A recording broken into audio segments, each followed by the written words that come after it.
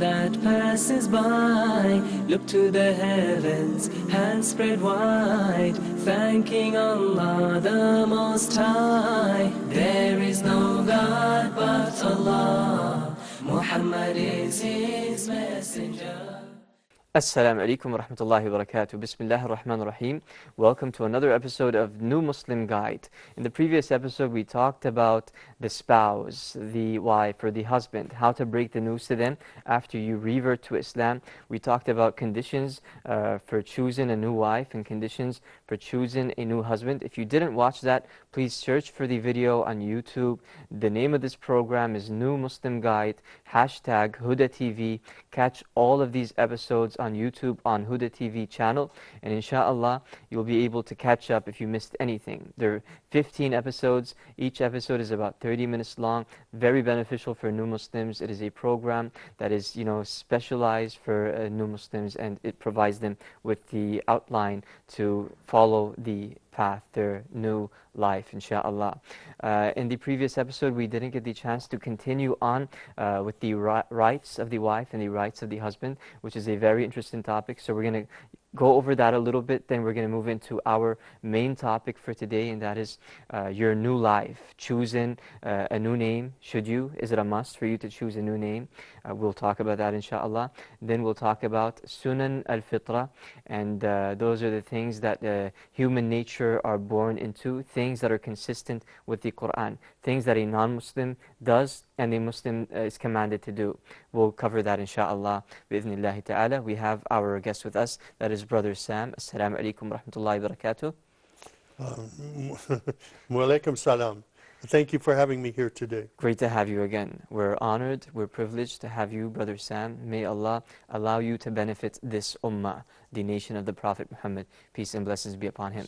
Now, Brother Sam, I want the audience also to be acknowledged that we have a page on Facebook called New Muslim Guide, and we want them to ask us questions, to interact with us. You're new Muslims. You need a mentor. Inshallah, me and Brother Sam will try to answer your questions. We'll try to be there for you.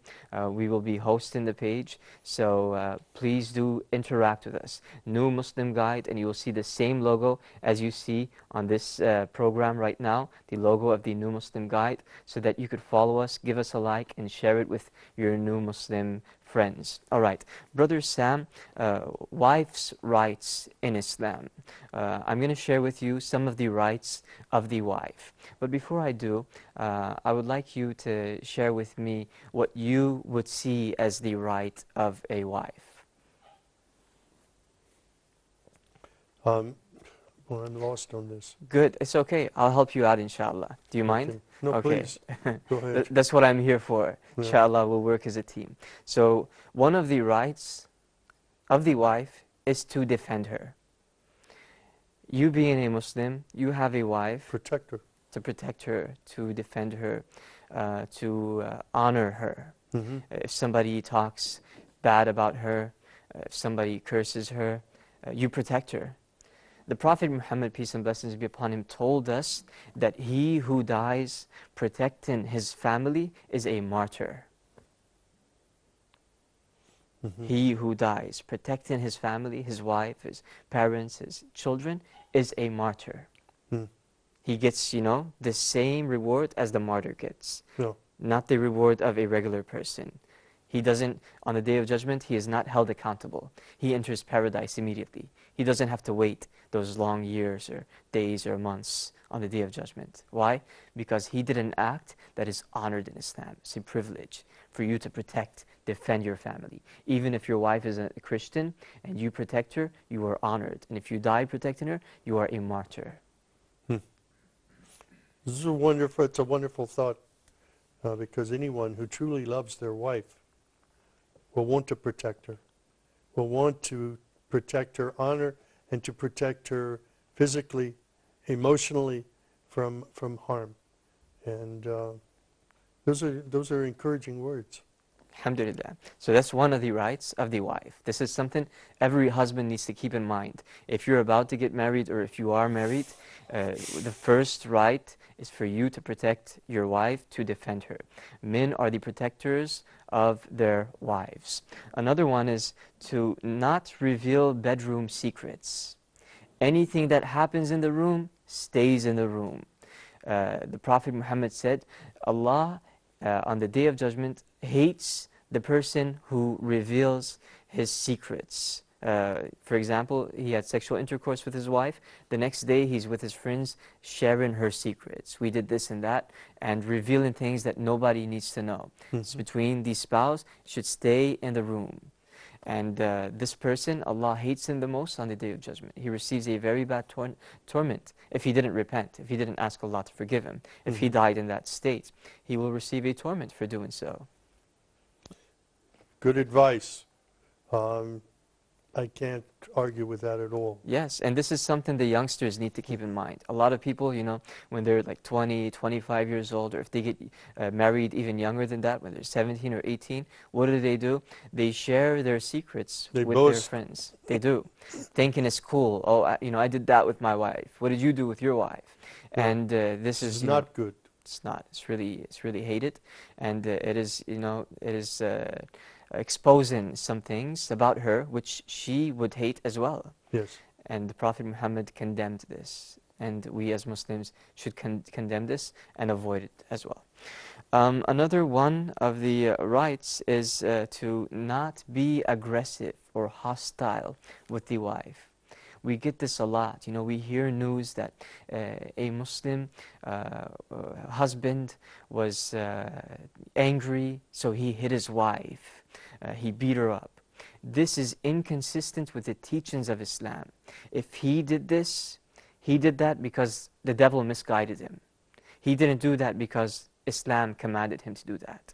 It's inconsistent. It is a big sin.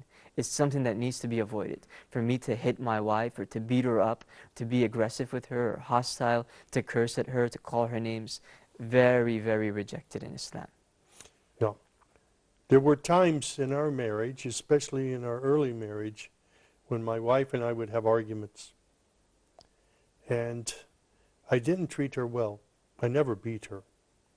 I would never hurt her. But I verbally abused her. This is before Islam? Before Islam. This was early in our marriage. We've been married for over 35 years now. MashaAllah. And I'm not proud of those times. I was very immature. And I hurt my wife. It is something that we are all capable of. There's no sin under heaven which we're not capable of doing given the right circumstances and the right situations. And we need to arm ourselves with the Quran, with fellowship with other believers. If we have problems in our marriages, we need some way to discuss this with other family members and to be able to get counseling. Yes. Muslims are no different from anyone else. Sometimes there are bad husbands who do beat their wives, and this is not allowed. And it is, God condemns this. Yes, and the Prophet Muhammad told us, peace and blessings be upon him, he said, the best of you are those who are best to their wives. The best of you are those who are best to your wives. If you want to race to paradise, you want to earn a high grade, a level in paradise, be the best to your wife. Be kind to her. Be generous with her. Know when to say yes, know when to say no. Treat her with generosity, with mercy. Be loving, say nice words. If the food doesn't taste delicious and she cooked it, lie to her and say, this food is delicious. You know you're allowed to do that in Islam, right? If she doesn't look so good, if she bought my wife is the most beautiful person every time I see her, and I let her know. Alhamdulillah. Is it the truth or is it a lie? Well, it's the truth from my heart. Alhamdulillah. That's good. And those are the wife's rights. Okay, that is the first one, to defend her, not reveal bedroom secrets, not being aggressive or hostile. Due to time, we cannot get into all of the rights. There are more rights which the viewers could find in the book New Muslim Guide on the website newmuslimguide.com. So let's talk about the husband's rights, or some of the husband's rights. Number one, obedience and kindness. The wife must be obedient to her husband, and she must be kind to him. She must be gentle. She must not use words that may, make him get angry, or curse at him, or say bad names to him. She should avoid that completely. Yeah, and we all, as we get to know each other in marriage, know which buttons to push and which words can aggravate and inflame, and we need to avoid doing that. Yes. Another one is attentiveness to his sexual desires. If the husband wants to have sexual intercourse with his wife and she is feeling well, she's in good health, and she has the energy, she should accept that and be attentive to that. If she doesn't and she turns away from it, she would be disobedient to her husband. Except if she's sick or if she's tired or ill, she has her excuse. But if she has no excuse, then she would be disobedient to her husband, and she should try to avoid that. And that's a benefit for the husband. Alhamdulillah. Not allowing anyone in the house without permission. The wife shouldn't allow anyone strange, besides family relatives, anyone strange. For example, a plumber or an electrician, or a person to come and paint the house without the husband knowing. So she must inform him, give him a WhatsApp message, give him a call. Do you mind if I bring the electrician today? Just to keep him in the loop, so they could, be well bonded and communicated together.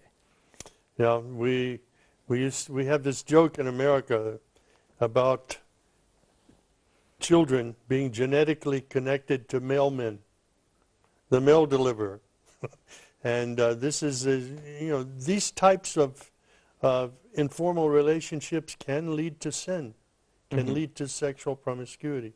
So it is important to keep the husband informed about who's in the house. Yes. Good. And another one is for her to inform him before she leaves the house, especially at the beginning of marriage, when they're still getting to know each other.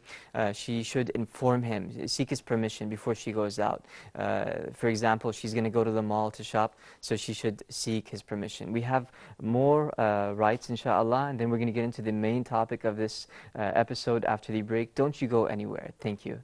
There is no God but Allah. Muhammad is his messenger. Allah. Assalamu alaikum wa rahmatullahi wa barakatuh, and welcome to another episode of Let's Talk.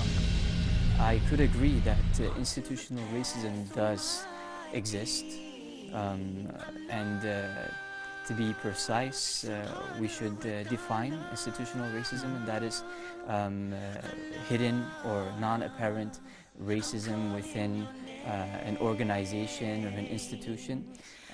I have witnessed it, me being half Saudi. My last name is Arab. So when I moved to the States back in 2002, after the incidents of 9/11, I did face some racism. I think it can be what you do, but in the sense of without thinking. The things you do naturally without having to stop and think, that just come out. Okay.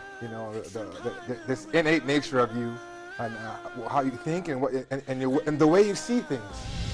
We can get your insights on the two different countries, inshallah, further on into this conversation. Mahmoud, if I can come to you, what's your thoughts on institutional racism, especially in the UK? Do you think it's really prevalent there? The way we live, it's kind of a combination of two things: our language, and then what we believe in. So if we have got a language without believing in something, so it will be useless. So we have to get like both things going together. I'm calling your name. Oh, Allah. There is no God but Allah. Muhammad is his messenger. Assalamu alaikum wa rahmatullahi wa barakatuh. We are talking about the wife's rights and the husband's rights. We did stop at the permission, the woman, the wife, seeking permission before she leaves her house. to inform her husband, to let him know, she's going shopping, she's going to the mall, she's going to her parents' house, wherever, so he could be informed, so that he doesn't walk in the house, he doesn't find her, and he thinks she's kidnapped or something, then he gets worried. So it's always best for her to seek his permission. Another one is service. She should be at his service. If he's hungry, feed him, cook some food for him, or if she doesn't know how to cook, make a sandwich for him, or learn how to cook. Take a cooking course. Be at his service. Help him out. Wash his clothes. Help him out if you cannot wash his clothes due to being busy with other things. Help him, send his clothes to a laundromat. Just to be at his service, not to be a maid or Slave. a housekeeper, a slave. No, just to bond together, to serve each other. And same thing for the husband. The Prophet Muhammad, peace and blessings be upon him, his wife Aisha, may Allah be pleased with her, she said Prophet Muhammad used to help me in the house. He used to help me cook, he used to help me sew, and he would help me clean the house. And that is why he was the best husband to his wife, and that is why he commanded us to be the best to our wives. I think in many cases we look upon the wife as a slave instead of as a mate. My wife and I, we took turns at chores within the house. She loved to cook. She is a great cook, and I wanted to learn how to cook, so sometimes I would practice, but we shared responsibilities. Good. It's all about giving and taking. It's not a one-man show. Yes. If you want to establish a good house and have a really good family and keep things flowing, then we got to give and take. Okay, we'll leave it with that for the rights of the wife and the husband, and we're going to talk about some other issues pertaining to the Muslim that many Muslims question, new Muslims.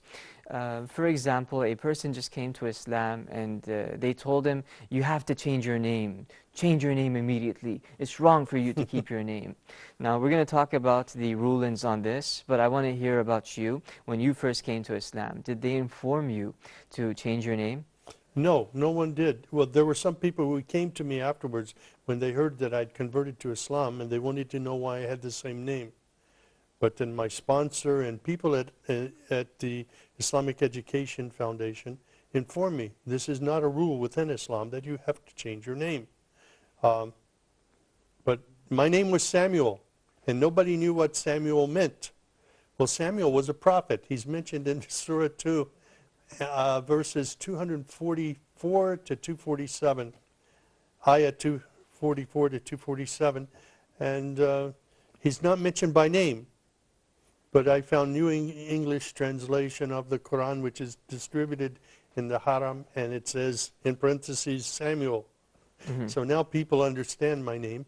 My name is Jewish, my name is Christian, my name is Muslim. But I didn't change my name. It's my given name. Good. All right. Because we have some people who think that a new Muslim must change his name.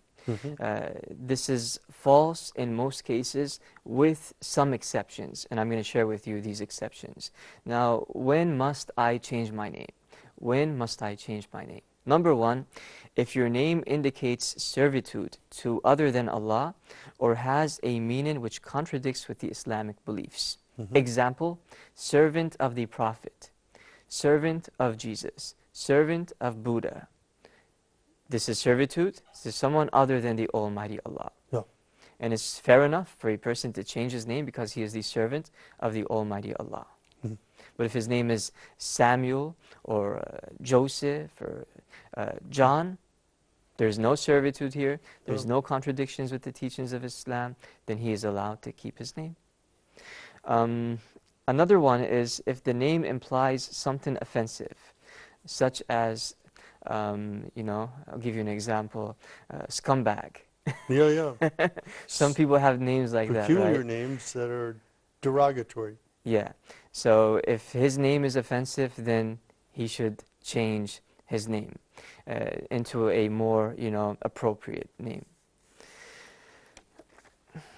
Okay. Do you have any comments on changing of name or anything No, but related this to was an issue when I first became a Muslim, that? and people encouraged me to keep my name.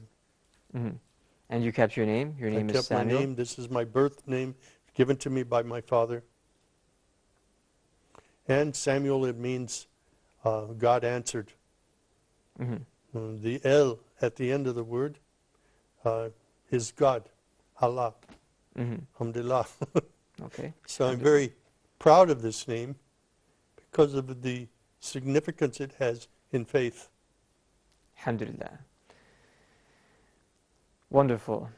This discussion is very, it opens up questions, and it gives the new Muslim an opportunity to, to a relief, some kind of relief from stress. I don't want to change my name.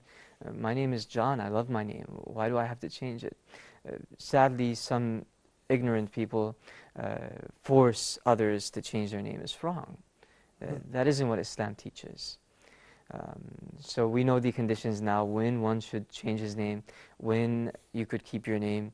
If your name is not offensive, if your name is not, an implication that you are a servant to anyone other than Allah, then you could keep your name. If your name is not contradictory to the Islamic beliefs, you could keep your name, inshallah. Right? Now, we don't know of companions of the Prophet Muhammad who said, you have to change your name. We know that, like Abu Bakr, before he came to Islam and after he came to Islam, his name was the same. And the remaining of the very close companions to the Messenger of Allah, before they came to Islam, after they came to Islam, their names are the same. And we don't have any evidence that one must change his name after coming to Islam. So that's a benefit for the new Muslims who comply with the conditions that we shared. Most of the questions I got about changing the name came from non-Muslims in the United States. People, after hearing that I reverted to Islam, would ask me, "Are you going to change your name?" And I would tell them it's not mandatory for people to change their names when they come to Islam. This is another misunderstanding in the West. Mm-hmm. Yeah, there are many misunderstandings. Inshallah, with programs like this, information from scholars, evidences from the Quran, the Hadith, when people, when we raise awareness about this and people understand, they will then, be safe from all these misconceptions, and they will know the correct teachings of Islam. Let's talk a little bit about Sunan al-Fitra. These are practices dictated by man's pure nature. Some of these practices are, circumcision, removing pubic hair, trimming the mustache, clipping nails, plucking underarms or shaving the underarms. These are 5 of the customs of nature. The Sunan al-Fitra. In Arabic it's called Fitra. Sunan al-Fitra. In English, customs of nature. The Prophet Muhammad, peace and blessings be upon him, said they are 5. Now these are enjoined by Islam, and they are consistent with the pure nature of human beings. Before you were a Muslim, you used to cut your nails, right? You used to clip your nails. No. You used to shave some hair on your body, pubic hair perhaps. You used to trim your mustache. After you came to Islam, you found out that these are things that we must do, and they are consistent with human's nature. The Prophet Muhammad, peace and blessings be upon him, said they are 5. Let's start with circumcision. Circumcision is not mandatory, so much so that if a person is afraid to have the operation done due to being at an elder age, above puberty, it's not easy. Circumcision is it's dangerous in some cases for one to do that surgery. So if the person is afraid, then he doesn't have to do it. It's okay, there's no sin on him, and he's good, he continues to worship Allah, nothing is against him. That's for circumcision. Removing pubic hair, that is to shave or trim the pubic hair in the private parts, that is mandatory for every Muslim, every once in a while. Some narrations, according to the scholars, said it should be maximum every 40 days. 30 to 40 days is good to remove the pubic hair or to trim it as much as they can. Trimming the mustache so that the food doesn't, hang on to the mustache. It's good just to trim above the lips a little bit and to cut it a little bit so that it doesn't, fall into the mouth, because that doesn't look so pleasing. You used to do this before you were a Muslim? These things that I'm... Before I was a Muslim, I had no mustache and I had no beard. Mm-hmm. So it was not something I had to be concerned about. Okay, and you used to clip your nails and do Of the course, remaining yeah. things.